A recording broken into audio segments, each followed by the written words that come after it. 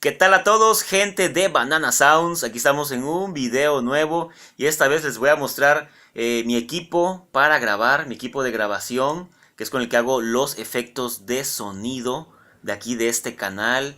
Los efectos grabados, muchos con este micrófono y tiene aquí este tipo de anti ruidos. Es para que el aire, es para exteriores, para que el aire no ensucie el sonido. Tenemos aquí este micrófono, es barato y muy efectivo para el precio, la verdad es muy efectivo. Y aquí para que el aire no ensucie, no haga mucho ruido al momento de salir y que haya pues mucho viento, ¿no? Ahí está, aquí los efectos de sonidos grabados. Tengo pensado grabar un sonido de burbuja, más o menos, a ver si me sale, va a ser así más o menos. Tengo que mojarme los labios y va a ser así.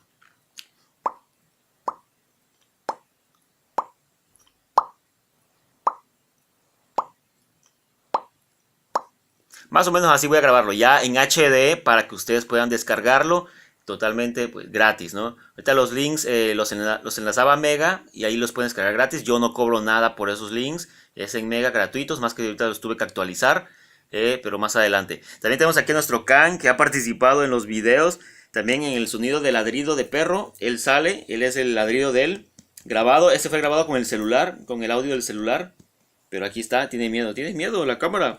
¿Eh?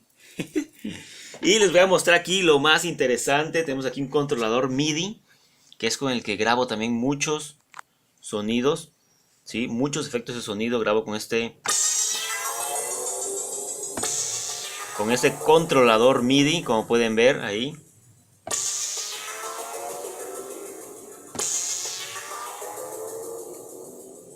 Hay un sonido de uno que subí hace poco, que es como de un tambor, de un tamborazo. A ver si...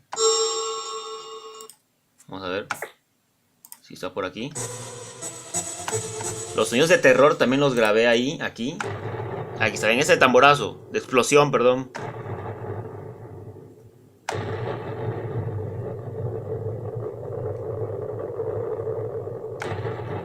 Creo que este ya está, este lo subimos, es explosión nuclear se llama.